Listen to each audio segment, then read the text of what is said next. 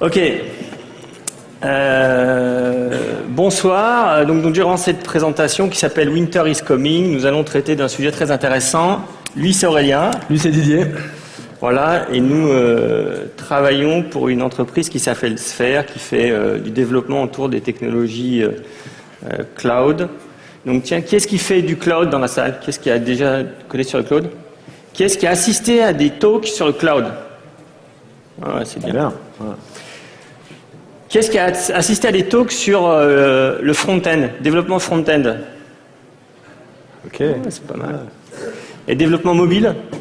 Qui est-ce qui a vu des talks développement mobile? Ah, beaucoup moins. C'est un sujet il y a qui peut-être est... pas assez. Il n'y avait peut-être pas beaucoup, ouais, c'est vrai. Ok, donc l'objectif de cette présentation, c'est de vous éviter de pourrir. Alors il y a quelque chose que j'explique souvent. Un architecte Java on disait peut-être, je ne sais même pas si on disait Java en 2000. Enterprise Edition. Enterprise C'est Edition. un architecte sérieux. Un sérieux. En 2000, c'était plutôt un innovateur. C'était quelqu'un qui allait amener dans le système d'information de l'innovation. En 2005, un architecte qui se déclarait architecte Java il commençait à devenir un petit peu conservateur. Il y avait des nouveaux frameworks qui arrivaient. Mais Didier, moi j'étais architecte Java II en 2005 là. Tu m'inquiètes un peu avec ton. Voilà, c'était pas ça qu'on avait raconté au début là. Ouais, c'était tu passais en E224 là. Ok. Après, donc maintenant, je pense qu'un architecte qui se déclare comme architecte Java maintenant, pour moi, c'est plutôt un congélateur. C'est-à-dire que quand vous vous retrouvez face à lui dans une entreprise, vous dites oulala, ça va être difficile d'amener de l'innovation. Et donc l'idée pour nous, c'est d'éviter qu'en 2015, il y ait encore des gens qui se déclarent architectes Java c'est-à-dire qu'ils seront complètement pourris et qu'ils apporteront plus rien du tout au système d'information. Non mais Didier, non, je t'arrête là. Enfin, Java vous n'êtes pas venu pour ça. Il y a un talk juste à côté, c'est quoi de neuf dans Java Enterprise Edition 7 et EJB 3.2. Donc si ça vous intéresse, allez-y, je pense qu'il y a de la place. Ça. Non, les gens ils sont pas venus pour ça, Didier. Ils sont venus pour quoi, à ton avis? Quelqu'un connaît? Non, Qui connaît? Ok, vous êtes venus pour ça, Game of Thrones, ça démarre dimanche quand même. C'est important. Donc, alors par contre, je veux pas trop vous décevoir, malgré tout. Bon, je suis désolé, mais dans ce talk, il y aura pas de sexe, il y aura pas de violence. Au début, on voulait en mettre un petit peu, mais on a été censurés. C'est les organisateurs, vous savez comment ils sont, un petit peu coincés, voilà quoi. Ils ont pas osé. Bon, par contre, il y aura quelques trolls. Donc ça, c'est un signal. Juste pour pas que vous vous trompiez, on a mis un signal assez clair, je pense. Donc, quand il y aura du troll, vous serez prévenus. Pas de souci.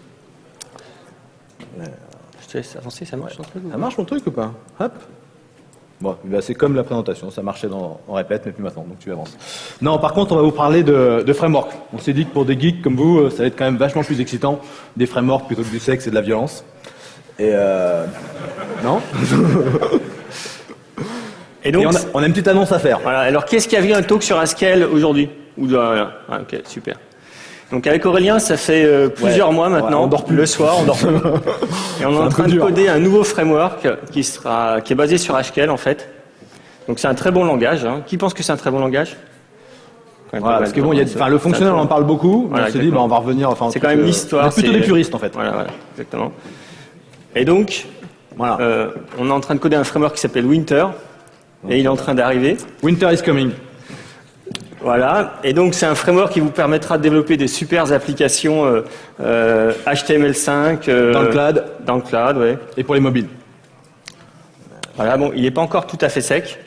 Donc là, on ne va pas vraiment le présenter aujourd'hui, mais sachez qu'on est en train de travailler dessus. Donc, quand vous entendez parler de Winter is coming, maintenant, vous penserez à Haskell et au futur framework que Sphere est en train de coder. C'est clair que la concurrence est rude, donc on ne veut pas sortir un truc un peu bancal.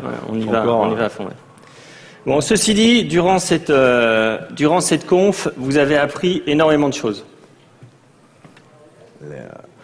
Donc, ce qu'on vous disait, toutes les technologies cloud, le fonctionnel, pas mal de langages intéressants. Voilà, donc des conférences sur Java 7, il y a du Scala, de l'OAuth, de la Hadoop, App Engine, HTML5, etc. Et ce qui est quand même vraiment super, c'est que lundi, lundi c'est un poisson d'avril, ça aurait été amusant. Si je vous disais lundi, vous allez pouvoir mettre ça en pratique, vous ne m'auriez pas cru. Puisqu'on lundi c'est le 1er, c'est ça mardi, qui c'est qui a une petite branche subversion à merger là? Non? Quelqu'un? Allez, il y en a. Allez, vous cachez pas. Quelqu'un pour décoder, faire marcher votre appli dans IE6, IE7 peut-être? Il y a encore qui font. Ouais, Ah ouais, il y en a Ah. encore, ouais, super. Voilà. Quelqu'un qui va configurer un Maven? Il y en a plein là quand même. Ouais. Ouais, quand même. Quelqu'un pour un petit plugin Jenkins à installer sur votre Hudson? Non? Non? Ok. Voilà. Donc l'objectif qu'on s'est fixé quand même, c'était de vous éviter de pourrir en fait. Donc voilà et d'essayer d'éviter ce qui peut vous attendre éventuellement mardi quand vous retournez au boulot. Donc pour ça, vous avez des ennemis. Si vous voulez pas pourrir, il va y avoir en permanence des choses qui vont qui vont vous amener vers la putréfaction. On va en lister quelques-uns. C'est loin d'être exhaustif, mais... Alors déjà la DSI. Peut-être je le fais celui-là. Ouais, vas-y, Voilà. c'est bien. Donc j'avais envie de me faire la DSI. Donc la DSI, c'est maintenant en fait, quand vous discutez avec une direction générale, enfin du point de vue de la DSI, ils subissent plutôt ce qui se passe en ce moment. On leur dit, bon, votre budget pour 2014, enfin 2013, il est constant, voire il va baisser. Plutôt c'est ça, on va vous faire moins 10% sur le budget, donc vous allez devoir faire des économies. Votre seule mission, vous avez un système d'information qui fonctionne, donc votre seule mission, c'est de vous arranger pour qu'il continue à fonctionner. Dans un contexte comme ça, c'est assez difficile pour les DSI d'innover, d'imaginer des choses nouvelles, d'aller de l'avant, de prendre des risques. Donc bien évidemment, si vous êtes dans une DSI qui est en train de se congeler, ben là, vous allez avoir du mal à pas finir dans le mauvais stade. Et Oracle, donc le nouveau pilote de Java. Alors déjà, moi je dis d'abord merci Oracle, ils ont sorti Java 7. Ça faisait quand même un certain temps qu'on était coincés. Java 7, ça a apporté plein de choses, c'est vraiment super, ça fait avancer la machine. Et maintenant, on attend tous Java 8. Java 8, normalement, il y aura plein de choses dedans, enfin il y aura plein de... Qui pense que Java 8 va sortir? Ouais, est-ce que Java 8 va sortir? Ouais, c'est 50-50. Hein. Et qui pense qu'ils ne vont pas retirer les lambdas de Java 8 avant que ça sorte? On a déjà retiré beaucoup de choses. Hein. Ouais, un peu moins, ouais. On est à 33% là. Donc voilà, le pilote, est-ce qu'il y a-t-il un pilote dans l'avion, où est-ce qu'il nous mène? Donc c'est à vous de choisir, soit vous restez sur cette plateforme, hein, c'est vraiment une très belle plateforme, à vous de voir si derrière, quelque part, si vous avez envie d'aller voir des choses plus innovantes, est-ce que vous quittez la plateforme ou pas en fait? Il y a des gens dans la salle qui bossent dans un département études et développement sur un projet informatique? Ouais, des gens études et dev, ça vous dit? Vous avez le droit de lever la main quand même. Ouais, n'hésitez pas. Hein. Non, bah en fait, il y a personne qui fait des projets. Ouais. Alors moi, depuis que je travaille, ce petit dessin, là, je le vois régulièrement, tous les 6 mois, tous les ans, il revient dans ma boîte mail, sur Twitter, etc. Pour me parler de, tiens, mon projet, ça se passe comme ça. Donc il doit sans doute y avoir un petit fond de vérité derrière, à tel point il y a même un cartoon maker. Vous pouvez créer votre propre cartoon de cette manière-là, mettre vos petits textes, etc. Je le retrouve régulièrement affiché au mur chez nos clients. Voilà, la manière dont les projets se déroulent. Donc il y a peut-être un petit souci. Si vous n'êtes pas en études et développement, ça veut peut-être dire que vous bossez en architecture et méthode. Il y a des gens, des architectes, des gens qui bossent... Ils osent plus la faire. Non, ils se cachent. Les architectes, ils se cachent parce que c'est eux qui ont recommandé les frameworks sur lesquels bossent les gens en études et développement. J'ai aussi été architecte. Hein. Oui, toi aussi, oui, moi aussi. Ouais, on a tous mis un peu le... Donc voilà, les architectes, c'est ces gens qui font des petits carrés, des flèches, des traits, qui prennent du recul. Ils travaillent à un autre niveau d'abstraction, ils prennent du recul, ils se détachent du code, ils font des choses sérieuses de l'architecture, de l'urbanisation. Bon, le souci qu'il peut y avoir avec l'architecte, c'est quand il prend trop de recul. Quand il prend un peu trop de recul, qu'est-ce qui se passe, Didier? Où est-ce qu'il se retrouve, ce pauvre architecte? Ça devient un astro-architecte. Et là, il est complètement détaché du code, il a arrêté de coder, et il plane. Voilà. Donc, durant la conférence, il y en a qui ont vu des astro-architectes. Ah ouais, il y a quand même des astro-architectes. Donc c'est pas une légende urbaine, ça doit exister. Il y a quand même des astro-architectes. Ça doit exister. Alors, qui on trouve d'autres? Avec qui nos autres amis sur les projets? Est-ce qu'il y a des gens dans la production, dans la salle? Personne dans la prod? Hein? Bon, voilà, désolé si je troll un petit peu sur la prod, mais bon, t'es tout seul, donc... C'est comme ça. Voilà. Donc, la production, c'est nos innovateurs à nous, quoi. C'est eux qui nous permettent d'avancer très vite, voilà. On les aime bien. Mais bon, faut les comprendre, c'est leur métier. Eux, ils veulent de la stabilité, ils veulent que ça ne bouge pas. Et puis, il travaille avec... on va voir ensuite comment il fonctionne. Il y a un autre aspect qui est important dans l'écosystème dans lequel beaucoup de gens fonctionnent, dans les grands comptes, cette notion d'externalisation. Donc, il y a un truc, particulièrement en France, où on se dit, il faut se recentrer sur le cœur de métier. Donc, on externalise ce qui n'est pas notre cœur de métier. Et c'est bien connu, aujourd'hui, l'informatique, c'est pas cœur de métier de la plupart des boîtes, surtout pas des banques. Les banques, elles prennent des lingots, les mecs dans des coffres, etc. Les caisses d'assurance, vos points retraite, c'est dans des grands livres avec des papiers. Cœur métier, c'est pas du tout l'informatique, surtout pas. Donc, on externalise tout ça. On va donner ça à l'extérieur. Donc, ça commence par le hardware. Non, pas le hardware, je me suis trompé. Les éditeurs. Donc, les éditeurs qui disent « Thank you, l'externalisation ». Ils sont super contents. Donc vous connaissez la devise des... c'est quoi? C'est Lannister dans Game of Thrones qui paye toujours ses dettes. Un éditeur, lui, qu'est-ce qu'il fait? Il rachète toujours son concurrent. Ils ont les moyens. Ensuite, on a les constructeurs. C'est aussi les constructeurs. Alors là, quelqu'un reconnaît petite carte à côté là? Voilà. Donc $25. Quelqu'un reconnaît le petit serveur à côté? Bon, $25 000. Allez. Encore, t'es sympa. Hein. Ouais, je suis sympa. Ça dépend le modèle que tu choisis. Ça date à toutes les gammes. Ça fait tourner la même chose. Hein. Ouais. Pas forcément avec la même puissance, mais du Java, voilà. Ça tourne sur les deux. Donc on peut se dire qu'entre les deux, il y a peut-être eu des abus. C'est possible.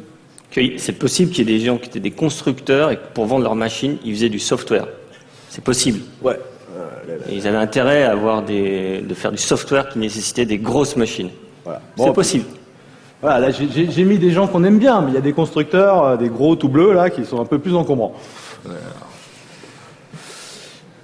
Comme tout ça c'est très compliqué, il faut faire des études de marché.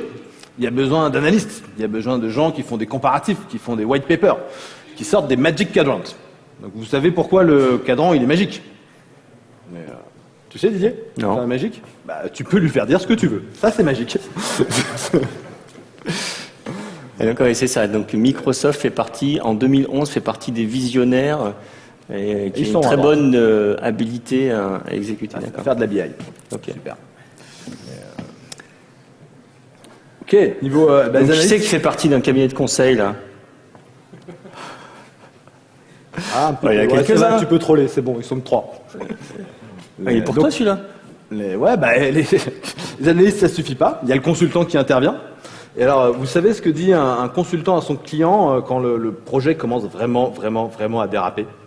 Il lui explique que jusqu'à maintenant, tout allait bien, c'est tout nouveau, on se connaît à peine, tout est beau, tout va bien. Et voilà, là, on est arrivé tout en haut, et puis là, ça commence à devenir dur. Bon, c'est normal que tous les projets se passent comme ça. C'est normal qu'il y ait des difficultés, que vous trouvez que ça avance pas vite, qu'il y ait des problèmes. Mais vous inquiétez pas, derrière, ça va remonter. Ça, c'est la promesse. Pas de souci.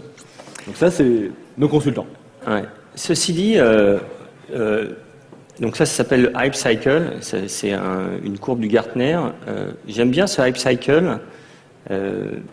Pour moi, ça reste quand même quelque chose d'intéressant. Je ne le lis pas forcément de la même manière que le Gartner.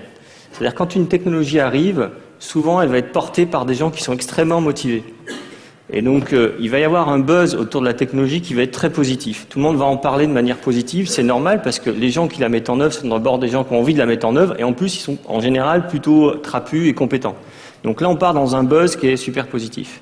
Et à un moment donné où la courbe va commencer à s'inverser, c'est que sur ces projets vont débarquer des gens qui ont entendu des mots-clés, ou qui commencent à mettre en œuvre une technologie qu'ils ne maîtrisent pas forcément, ou pire, qui n'ont pas envie de la mettre en œuvre. C'est-à-dire qu'à un moment donné, dire, toi, tu vas développer ce projet avec tel langage. Forcément, le projet, en général, il plante. Et donc là, la technologie qui avant était vécue comme une technologie de rêve commence à prendre du buzz négatif. Et on repart dans le buzz inversé. Et puis à un moment donné où en fait, ça va se calmer. Alors soit la technologie, elle disparaît. Ça arrive, on va en voir quelques-unes qui ont disparu. Ou soit, elle va arriver vers un niveau où en fait, on a trouvé l'espace dans lequel elle est utilisable par un écosystème large en fait. Voilà, c'est un peu ça qui va se passer. C'est pour ça que j'aime bien cette courbe. On l'observe tout le temps. Il y a un buzz positif, un buzz négatif, et puis après derrière, on n'entend plus trop parler en fait. Voilà, c'est un peu ce qui se passe. Et pour mettre en place tous ces projets, il y a des gens qui bossent chez des gros intégrateurs, Oui. des grandes sociétés de services. Personne, bon, les grandes sociétés de services n'envoient pas les gens à Devox. Ouais. Voilà. Voilà. Donc il faut l'armée mexicaine. Hein. On envoie l'armée mexicaine pour mettre en œuvre tous ces projets dans cet environnement, dans toute cette complexité qu'on rencontre tous les jours. Donc bon, juste ce qu'on voulait dire là, c'est que si vous bossez chez un grand intégrateur, vous avez forte chance de pourrir. La preuve, de toute façon, les grands intégrateurs n'envoient pas leurs gars à Divox. Peut-être qu'ils sont dans la pièce à côté. Ah, c'est peut-être ça l'explication. Ok, après, bon, je pouvais pas ne pas dire qu'on vivait au-delà de ce monde IT, on vit quand même dans un écosystème qui est extrêmement, je sais pas comment le qualifier, je peux même pas dire agressif, on est ignoré. Il y a un très beau salon de l'agriculture.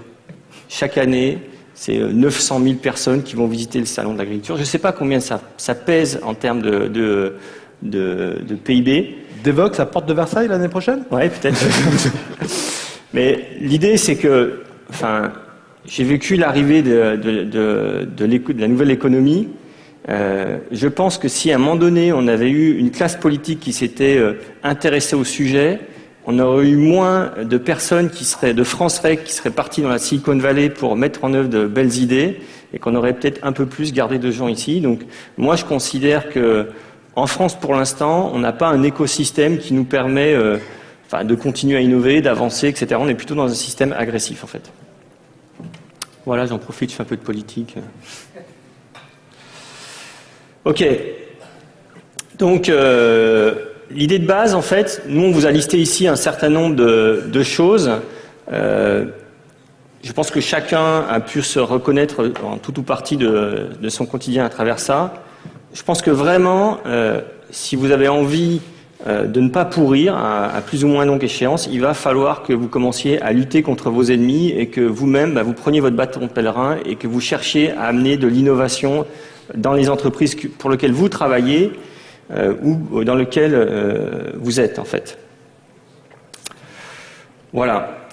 Et puis surtout, les gens qui se bougent pas, hein, ils font du surplace pendant que les autres avancent, et donc voilà. ils reculent. Donc ceux qui avancent, ils peuvent faire des trucs un peu magiques. Voilà, c'est ça. Il y a ceux qui se disent putain, lui, il est vraiment sur un super projet, quoi. Voilà. Puis il y a ceux qui essayent de se bouger pour y arriver. Donc se bouger pour y arriver, il y a plein de voies, en fait.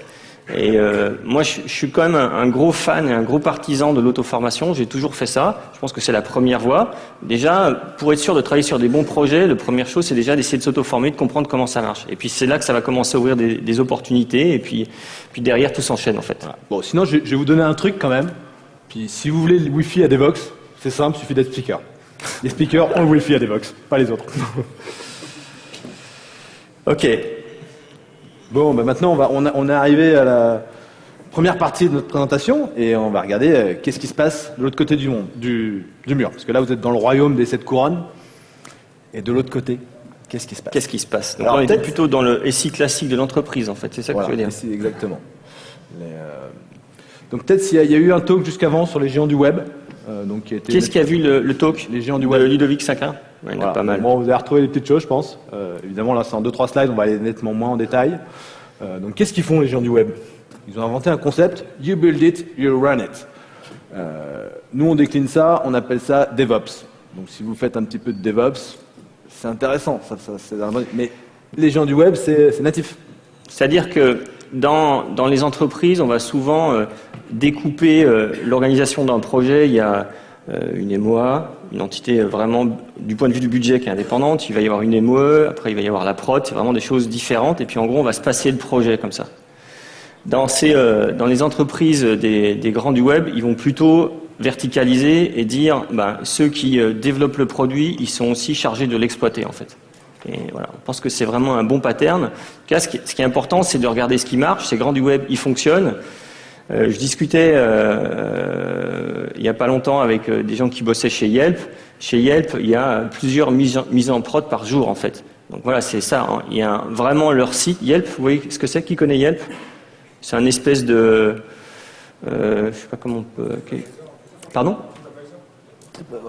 La fourchette, non? Comparatif. C'est plus pour trouver des bons restos à côté de chez soi, quoi. Ouais, c'est la fourchette. La fourchette, voilà. Donc voilà, c'est vraiment mise en prod permanente, en fait. Et donc pour ça, si vous avez des silos entre les différentes entités, c'est extrêmement difficile. Il y a un autre concept que j'adore, c'est le Two Pizza Team. Donc une équipe projet, hein, du métier jusqu'aux gens qui font le run. Si tu peux pas la nourrir avec juste 2 pizzas, bah, elle est trop grosse. Alors bon, c'est peut-être des pizzas américaines quand même, hein, donc ça peut faire un petit peu de monde. Donc chez nous, forcément, ça va faire des équipes plus petites. L'armée mexicaine sur les projets, voilà, on sait, enfin, ça marche pas. C'est pas la peine d'essayer. Donc 2 pizzas, c'est une bonne limite. Et il y a le fameux bêta qui est apparu sur Gmail, enfin qui est reparti. Il y a des gens qui ont fait des plugins pour le remettre. Alors ça, c'est souvent assez incompris, le bêta. On se dit, bêta, c'est que le logiciel n'est pas fini et qu'il y a encore des bugs et que tout n'est pas sec. Non, un bêta dans le monde du web, ça veut dire qu'ils font de l'agile. Ça veut dire qu'ils testent les fonctionnalités, qu'ils font évoluer le logiciel en permanence, qu'ils sont réactifs, qu'il y a du feedback, etc. Ça ne veut pas dire un logiciel pas fini. Et donc le fameux mode agile qui apparaît, enfin qui commence à être bien de plus en plus implanté dans nos organisations, mais là aussi c'est natif. C'est ça le point de départ. Qui a vu mon talk ce matin sur la plateforme Google, peut-être quelques-uns? Quand j'ai présenté cette plateforme, il y avait à un moment donné, je parlais de traffic splitting qui permettait sur un même site web d'exécuter plusieurs versions d'un site web en fait. C'est ce que font aussi les grands du web, c'est quand ils shippent une nouvelle version de leur système, en fait, ils vont faire du traffic splitting et les utilisateurs vont partir avec un certain pourcentage sur l'ancienne version et sur la nouvelle version.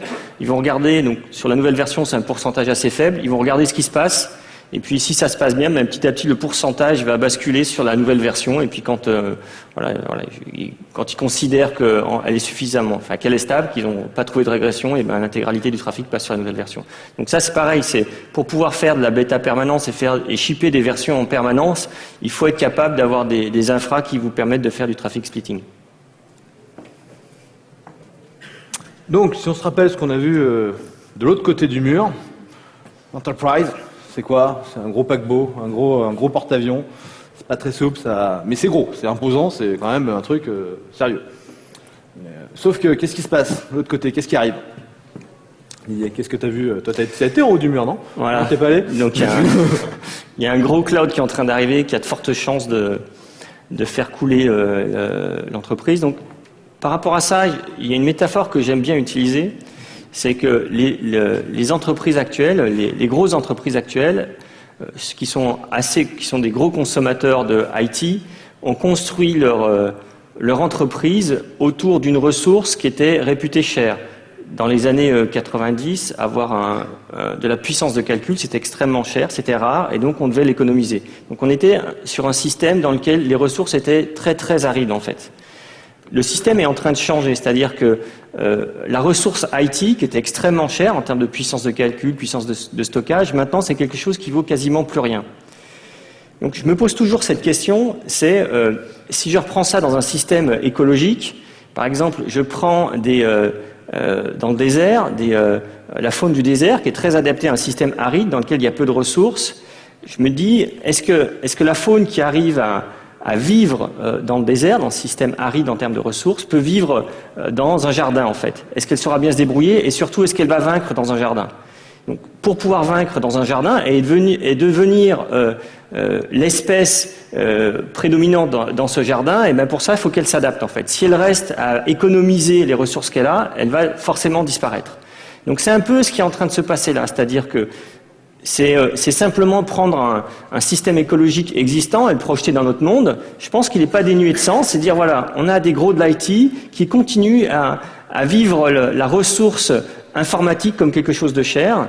Pourtant, il y a des nouveaux acteurs qui sont en train d'arriver et qui se disent, en fait, l'IT, finalement, la ressource IT, la CPU, le disque dur, le réseau, tout ça, c'est des choses qui valent plus si cher que ça. Et on va se goinfrer. On va imaginer des nouveaux services en permanence et on va se goinfrer de ces ressources.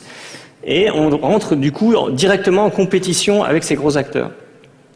Donc pour illustrer cette métaphore, je suis de très près une entreprise qui s'appelle Square. Je ne sais pas si vous voyez ce que c'est Square. Peut-être que certains d'entre vous connaissent.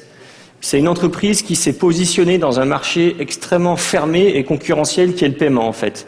Donc Square, ils ont développé un petit cube qui se plug sur un iPhone ou un Android dans lequel vous passez votre carte bleue et ça a transformé votre téléphone en un système de paiement. Donc ils se mettent en frontal. L'entreprise a été créée par le patron de Twitter, qui est Twitter. Jacques, je ne sais plus comment. Enfin, peu importe, c'est Jack, son compte Twitter c'est Jack. Donc il a créé Square, il s'est entouré de gars qui maîtrisent très bien l'IT moderne. Donc le directeur technique, c'est quelqu'un que vous connaissez, je pense tous, c'est Crazy Bob. Qui connaît Crazy Bob? Donc il y en a pas mal. Donc il a développé un framework par exemple qui s'appelle Gin, peut-être que certains connaissent Gin. Juice, peut-être Juice. Voilà, un peu plus, voilà. Crazy Bob, c'est vraiment, il était au cœur du développement Java au sein de Google. Il est basculé en tant que directeur technique de Square. Et là, donc, ils sont en train de construire une entreprise. Ils ont une croissance extrêmement importante. Et leur objectif, c'est de se goinfrer de ces ressources puisqu'elles sont pas chères, de proposer des nouveaux services et puis d'aller concurrencer directement les grands. Donc, ils ont démarré avec un petit terminal de paiement. Là, ils viennent de sortir une caisse magasin. Voilà. Et une caisse magasin, c'est quoi? C'est un petit ordinateur que vous arrivez. Tout se passe sur le cloud. Vous avez pour l'écran, c'est quoi? C'est un iPad. Voilà, ils arrivent, ils sont en train de révolutionner la manière dont on imagine le paiement au sens global en fait. Donc c'est ce qui peut arriver. C'est ce que moi, c'est un petit peu ce que je ressens. C'est si ces grosses entreprises ne réagissent pas par rapport à l'arrivée du cloud, je pense qu'ils vont vraiment souffrir parce qu'il y a des acteurs qui vont arriver et proposer quantité de nouveaux services pour pas cher. Donc, après tout ça, maintenant qu'on a vu un peu l'écosystème, où est-ce qu'on en est, qu'est-ce qu'on fait avec tous nos nouveaux frameworks? Donc, vous avez appris plein de choses pendant ces 3 jours, et il faut faire des choix. Et c'est là où ça devient pas évident pour faire ces choix. Donc, la recommandation qu'on a nous pour faire ces choix-là, on va pas vous dire prenez tel techno. En gros, l'idée c'est est-ce que vous allez faire du Play, du Scala, du MongoDB, du CloudBees, du Grails, du Ember, de l'Angular, du Dart, du Cassandra, etc. Maintenant, vous avez vu plein de choses et là, vous devez faire un choix et choisir la technologie. Et sachant que quand vous choisissez une technologie, vous allez investir du temps, de l'énergie et il faut faire attention à pas trop se tromper en fait. C'est-à-dire que on est souvent, enfin moi je remets régulièrement, je commence à être un peu vieux on va dire, je suis un développeur de plus de 40 ans. En tout cas régulièrement on est obligé de faire des choix et j'avais lu un papier il y a quelques années sur le problème de la version, c'est-à-dire que la première fois que vous achetez un magnétoscope, donc je sais pas s'il y en a beaucoup qui ont acheté des magnétoscopes chez eux ici là, mais en gros vous l'achetiez et vous appreniez la notice par cœur, vous étiez super fort, vous saviez le programmer pour qu'il déclenche l'enregistrement à n'importe quelle heure. Le deuxième que vous achetiez, vous saviez juste, en gros ça vous avait saoulé d'apprendre toutes les fonctions, vous aviez juste appris à faire play et record. Voilà, donc pour record, il faut être présent. Et puis le troisième que vous avez, la seule chose que vous allez faire, c'est play en fait. C'est un peu pareil avec la nouvelle technologie, c'est-à-dire qu'en permanence, on est soumis à apprendre des nouvelles choses. C'est assez difficile, ça consomme beaucoup d'énergie, c'est plutôt fatigant. Et donc le moment où vous allez investir dans une technologie, il faut faire attention pour que cette technologie, elle soit porteuse et que, quelque part, l'énergie que vous allez mettre dedans, vous allez avoir un espèce de retour sur investissement dans les années qui viennent. Ouais, c'est la fatigue des versions, c'est ça Ouais. La fatigue, ça s'appelle la fatigue des versions en fait. Il y a un papier qui théorise ça vous pouvez retrouver. Donc notre recommandation, c'est revenez aux bases, revenez aux concepts fondamentaux sur des choses simples et peu de choses. Il ne faut pas trop se disperser, il faut concentrer son énergie. C'est quoi les fondamentaux? Les fondamentaux qui font que si vous investissez dessus, de notre point de vue, ça va bien se passer. Numéro 1, le web. Bon, il y a 10 ans, c'était déjà une évidence que le web, c'était quelque chose de fondamental, mais il y avait quand même des gens pour ne pas y croire. Je pense qu'aujourd'hui, l'affaire est quand même bien réglée. Donc la plateforme du futur pour les 10-20 années qui suivent. C'est plus que le web. Moi, je peux dire qu'actuellement, quelque chose qu'il faut regarder, c'est HTML5. Voilà, au-delà du web, il y a plein de manières d'imaginer le web. Je pense que quelqu'un qui investit actuellement dans le jeu de nouvelles API qui est en train d'arriver, il se trompe pas, quoi. Voilà. Je dis pas qu'il faut faire. Je parle pas du langage qui permet de manipuler ces API. Je dis bien quelqu'un qui va investir sur HTML5, comprendre les nouvelles API. Tout ce qui tourne, tout l'écosystème autour, il y a peu de chances qu'il se trompe. C'est pareil, ça veut dire apprendre CSS, CSS3. Ça devient de plus en plus facile de faire du CSS. Je pense que c'est un bon investissement et de plus en plus, on va vous demander sur les projets de triturer des feuilles CSS. C'est de plus en plus aisé en fait. Il y a 10 ans, c'était très compliqué de garantir, de faire des jolies choses qui marchent bien dans tous les navigateurs. Ça devient de plus en plus simple. Donc l'important, c'est pas la techno, le langage que vous avez utilisé, mais c'est de manipuler les bonnes choses, de manipuler le web, le DOM, CSS. Parce que ça va rester. C'est là et je pense que c'est important. Deuxième aspect, c'est le mobile. Le mobile et cet aspect multiscreen. D'où, aujourd'hui, on entend beaucoup parler du responsive design. Donc, Est-ce qu'il y avait une conf sur le responsive design? Je n'ai pas fait attention s'il y en avait. Il n'y avait pas de conf sur le responsive design. Pardon? Wiki. Il y avait un quickie, c'est ça? C'est dommage. Ok, c'est dommage. Voilà, donc bon, maintenant en général, enfin, ce que beaucoup de gens disent, il faut absolument penser vos sites responsive, donc c'est quelque chose qui est compliqué, ça ne va pas arriver sur un plateau. Je vais juste citer un exemple, c'est moi je consomme beaucoup de choses à travers mon téléphone, on m'envoie pas mal d'URL, et quand je suis en général, je consomme mes emails sur mon téléphone. Quand je reçois une URL, qu'est-ce que je fais? Je clique. C'est un peu naturel. Et là, je vais donc tomber sur un site web. En gros, en général, mon premier contact avec un site web, il va se passer sur mon smartphone. Il est possible que j'y revienne.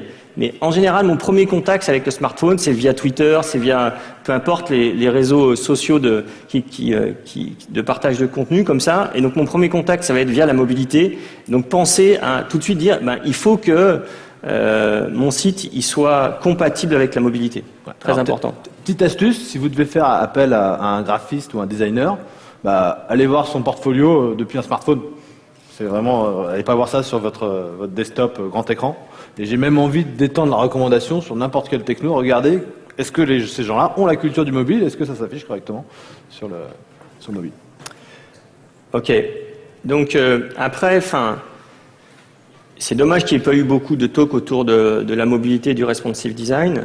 Il y a eu énormément de talks, je pense, autour du cloud. C'est maintenant quelque chose d'extrêmement important. On a beau imaginer n'importe quel futur, je ne le vois pas sans l'arrivée du cloud.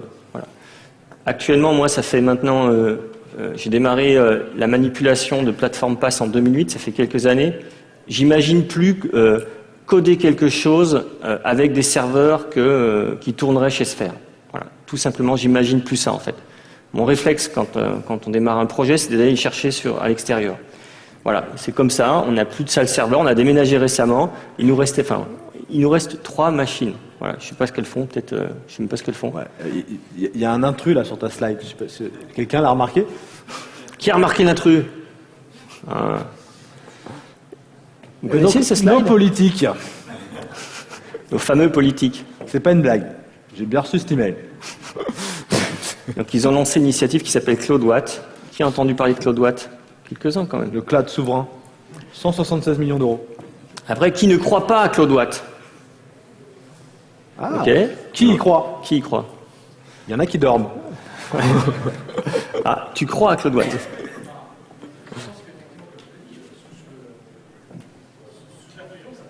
Ok. 176 millions. Enfin, je vais être méchant. J'aime pas. Voilà, mais tu es en train de me dire que c'est le nouveau Bull, c'est ça? Ouais. Ok, ouais. Je veux dire que Teddy Riner, ça va pas suffire. Il va pas être content. Il n'y a personne de Bull ici. Ok. Et puis dernier point. Ce qui va être important, c'est d'aller dans des endroits où il y a de l'argent. Donc, je vous l'ai dit au départ, la DSI, ce qu'on lui demande maintenant, c'est d'exécuter le SI et de baisser son budget. Donc, quelque part, si vous voulez aller dans les endroits où il y a des gens qui prennent des risques, qui essayent de faire des choses, c'est pas trop la peine de vous adresser au DSI. Je dis pas qu'il n'y en a pas, mais on va dire en grande majorité, les budgets sur l'année, là, ils sont plutôt en baisse et ça va continuer. Je pense que de plus en plus, les DSI, on va les voir, sauf si elles réagissent, donc il y aura sûrement des exceptions, mais globalement, elles vont faire tourner des ERP, faire tourner du progiciel, et par contre, tout ce qui va être développement spécifique, ça va quitter les DSI.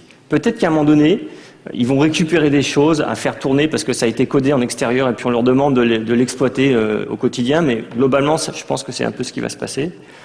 Il y a un endroit où c'est actuellement assez agréable de travailler, c'est tout ce qui est direction marketing. Si vous vous adressez à ces directions-là, elles ont souvent des problématiques big data. Le cloud, elles le voient plutôt comme une solution qu'un problème. Elles disent enfin, je ne vais pas être contraint par les autres services. Voilà, donc voilà, c'est un peu ce qui est en train de se passer. Il y a même des analystes. Bon, alors ça reste que des analystes qu'on a vus sur un slide. Il faut toujours se méfier de ce que les gens disent. Ils disent qu'en 2017, le budget IT des directions marketing dépassera le budget IT des DSI. Je ne sais pas si c'est vrai. Mais en tout cas, c'est une tendance qui est en train d'arriver. C'est que les budgets IT dans les directions marketing sont en train de croître. Et surtout, ils sont en croissance sur des choses plutôt innovantes. Ils osent prendre des risques en fait. Et je pense que dans ces directions-là, le fail often, fail fast, ça a du sens et ils osent y aller en fait. Voilà. Donc c'est les 4 recommandations. Donc là, on a vu un petit peu les lignes directrices, vraiment des points, enfin c'est des prérequis. Il nous reste un quart d'heure, faut qu'on se Ouais, on avance. Bah écoute, on va accélérer un petit peu. Ah, si t'avances pas sur les slides, je vais avoir du mal. Donc là, pour évaluer une techno plus en détail, on vous propose 3 axes qui nous semblent importants, qu'il faut vraiment checker. L'idée, c'est vous allez devoir choisir des technologies qui rentrent dans cet écosystème, là où il va y avoir de l'argent, qui touchent au cloud, à la mobilité, au HTML5. Voilà. Maintenant, il faut choisir. Il en reste quand même beaucoup dans tout ça. Hein. Ouais. C'est pas... Donc communauté, maturité et adoption d'une technologie. La communauté, il faut sous-diviser ça en 2 parties. Il y a la communauté de développeurs. C'est quand même les développeurs qui font la techno, donc c'est très important. Donc aujourd'hui, il y a quand même un truc qui est fantastique, c'est GitHub. Voilà, on voit tout. Les commits, qui contribuent, le nombre de forks, c'est vraiment... on a des métriques là-dessus qui permettent d'aller voir au niveau développeur qu'est-ce qui se passe. Et l'autre aspect, qui rejoint un petit peu l'axe aussi adoption, c'est les utilisateurs. Il y a un test que j'aime bien faire, c'est le test de la mailing list. Quand j'évalue une techno, je rencontre toujours un problème. Toujours des petits soucis, des trucs qui marchent pas, des bugs, etc. Je vais rentrer en contact avec la communauté, je vais faire un rapport de bugs, je vais poser une question, je vais faire quelque chose, et je vois ce qui se passe. Quand je fais ça, j'y mets les formes, hein, je fais attention, je respecte toutes les bonnes pratiques, les étiquettes, etc. Si j'ai 0 réponse, je me dis, il y a peut-être un souci. Après, au niveau des communautés, ce qui va être très important, c'est au sens large. Pour moi, c'est un indicateur assez important. Vous allez choisir une techno. Ce qui est important derrière, c'est qu'à un moment donné, vous allez coder des projets avec cette technologie, etc. Si vous dites, il y a peu de chances que je trouve des gens qui un jour acceptent de maintenir l'application que je développe avec cette technologie, je peux vous dire qu'en termes de pari sur l'avenir, c'est pas la bonne. Par exemple, j'ai un exemple que j'aime bien. Moi, j'ai démarré le web, on faisait des CGI en Perl. Qui a déjà fait ça, des CGI en Perl? Donc il y a celui qui l'écrit et celui qui l'écrit en fait. Le psychopathe qui essaie de te retrouver toute ta vie là. Voilà. Vous écrivez un CGI en Perl, mais après en gros il n'y a que vous qui êtes capable de le corriger, d'avancer dessus. Et encore, faut que ça arrive pas trop longtemps après en fait. Donc faites attention à ça. Ce qui va être important, c'est que vous allez choisir des technologies. Dites-vous qu'à un moment donné, les applications que vous codez elles vont partir en TMA. Et les gens qui vont maintenir ces applications en TMA, ce ne sera pas des innovateurs en général. C'est des gens qui acceptent d'utiliser n'importe quel langage. Il y a des gens comme ça. Hein, voilà. Et si ces gens-là, ils sont pas à l'aise avec votre langage, qu'ils n'arrivent pas à le manipuler, etc. Derrière, les applications seront pas maintenues. Et dans le bad buzz qui va surgir, ça va être des choses importantes en fait. Donc voilà. Quand vous choisissez une technologie, dites-vous toujours, c'est quoi? Qu'est-ce que mon application, je la code dans 5 ans, qu'est-ce qu'elle devient? Est-ce que j'ai encore des gens qui acceptent de venir la toucher en fait? Très important. La maturité. Sur la maturité. Donc ça, c'est ta technique à toi, ça. Ouais. Donc les gens qui sont passés, que j'ai rencontrés de mon nombreuses années, les stagiaires, les gens chez Sphère, etc. Souvent, qu'il y a une nouvelle technologie, première chose que je fais, c'est que je vais la confier à un junior. Et en gros, et je vais regarder ce qu'il est capable de produire avec en peu de temps, en fait. Donc voilà, je lui dis voilà, je te donne ça, je donne pas plus d'explications, et je lui dis voilà, je lui donne un petit défi technique à faire. Ça peut être une journée, ça peut être 5 jours, mais c'est un temps assez court en fait. Et je lui dis voilà, qu'est-ce que tu es capable de me produire avec ça? Et puis je vais regarder en fait. Est-ce qu'il est capable de la dominer, pas la dominer? Est-ce qu'il arrive à produire quelque chose? Est-ce qu'il bloque? Est-ce que sur la mailing list il s'en sort ou pas? Il y a de la réponse, la doc est bien fournie, etc. Ça c'est un élément extrêmement important. Et en fonction de ça, je vais voir si la techno est mature ou pas. C'est un bon indicateur pour moi de maturité. J'arrive à dire ce genre de choses en fait. Moi, je fais un truc plus rapide, c'est le test du senior. C'est qu'est-ce qu'un senior arrive à sortir en une demi-heure.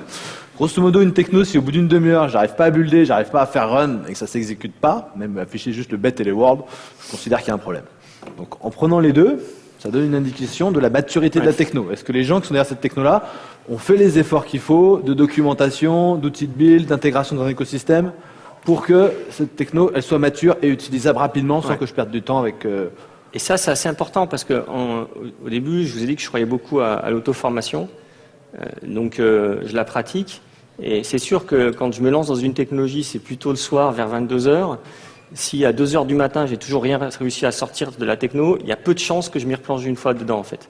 Donc ça, c'est un élément important. Je rentre dedans et rapidement, j'ai envie de savoir si j'arrive à produire des choses ou pas. Et si j'y arrive pas, voilà, je me dis il y a peu de chances que d'abord j'ai pas envie d'y revenir. Puis après, je me dis dans l'écosystème, moi qui ai quand même l'habitude de mettre en œuvre des choses nouvelles, les gens qui sont beaucoup plus conservateurs auront du mal et donc du coup ils vont mettre beaucoup plus de temps encore pour produire des choses et ça va être l'échec. Après, il peut y avoir le syndrome de Stockholm. Les gens qui ont beaucoup investi de temps pour réussir à faire marcher un serveur Webster, ils veulent plus le quitter.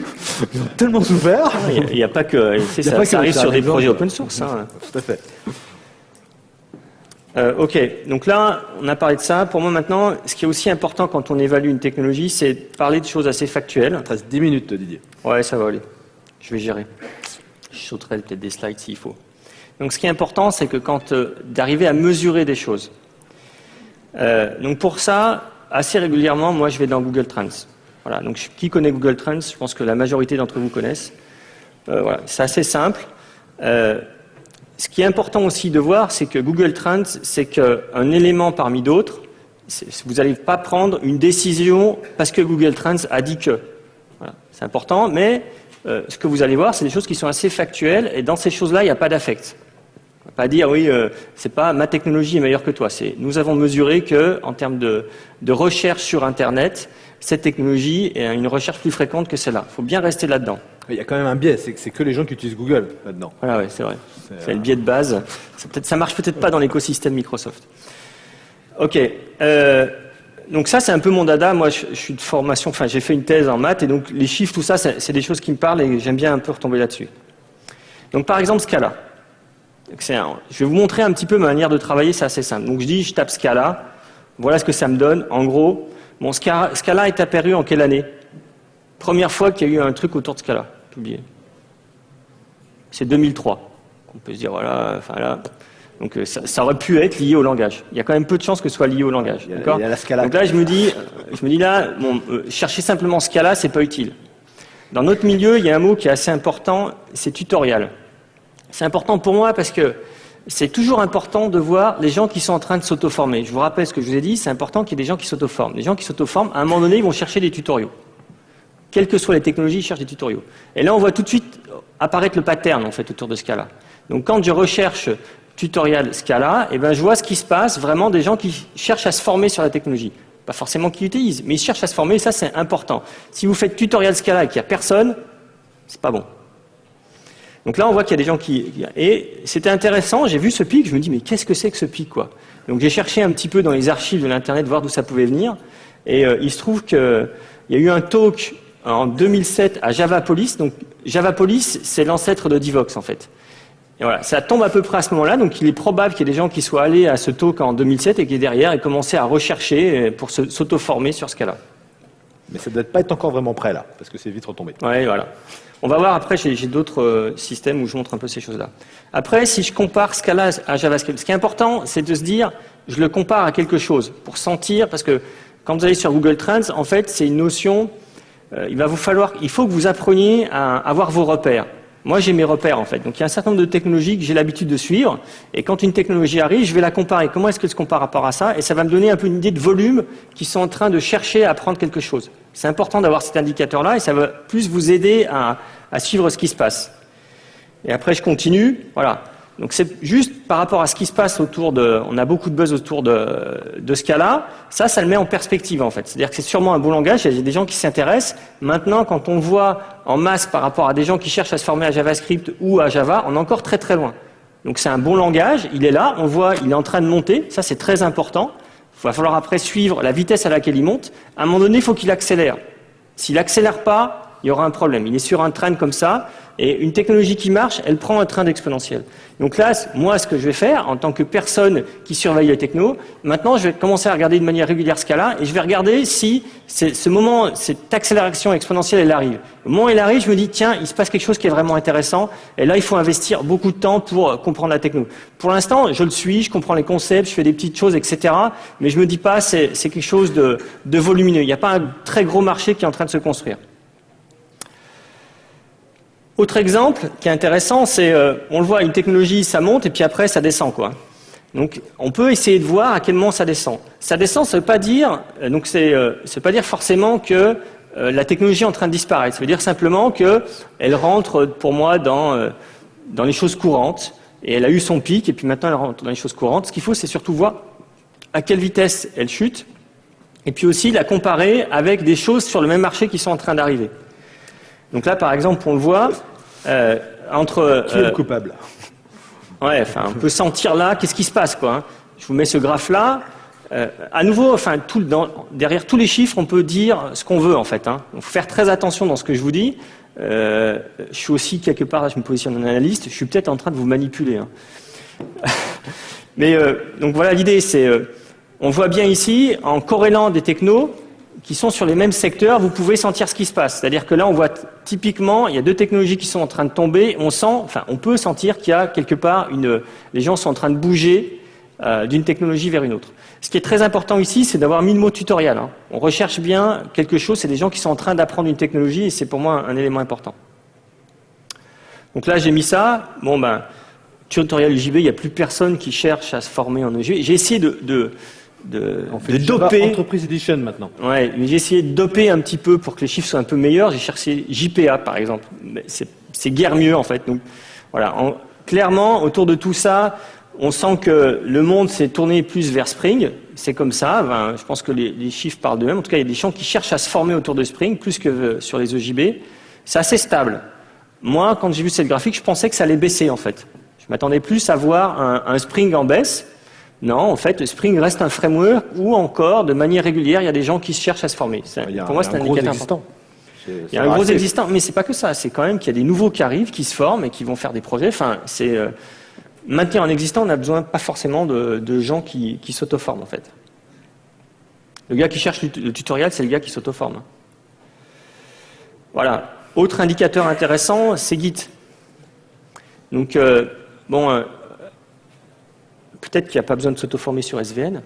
C'est peut-être ça qu'il faut conclure. Ah oui, c'est vrai que c'est simple. Pardon? Il me reste 3 minutes. Donc voilà, donc là, juste, on voit quand même qu'il y a un gros trend autour de Git. Donc débrouillez-vous pour pousser Git sur vos projets, quoi. Vous apprenez Git, je pense que vous ne faites pas un mauvais pari. JavaFX versus Silverlight, c'est intéressant. Pour moi, on voit ici typiquement l'effet d'annonce. Vous annoncez quelque chose, vous n'avez rien, ça se passe pas bien. Voilà, c'est ça. Donc quand j'ai eu la chance d'assister une deuxième fois. Là, c'est la version 2, ouais.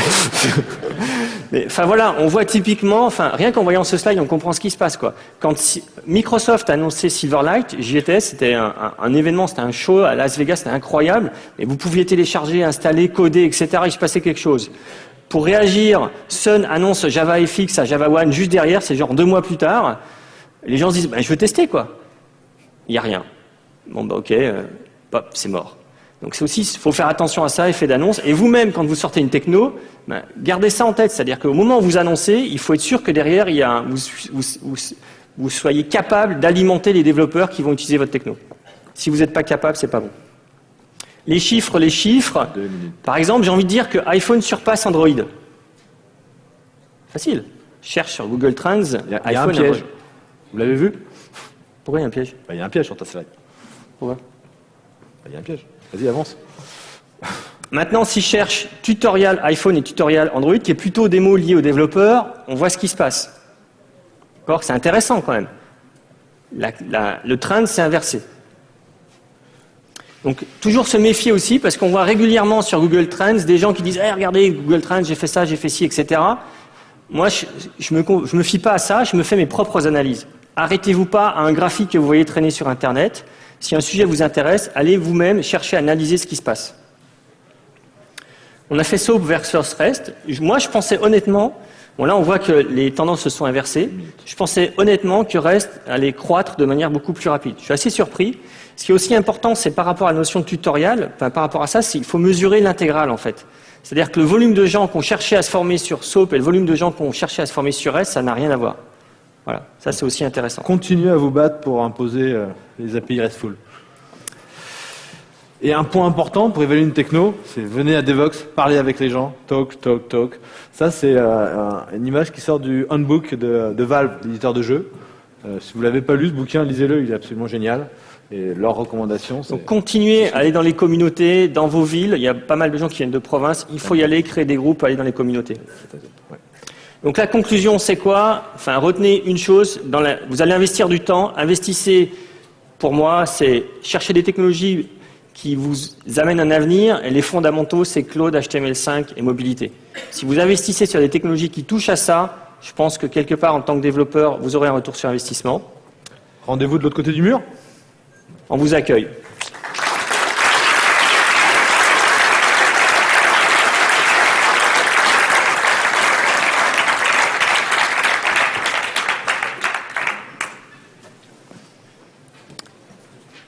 Merci.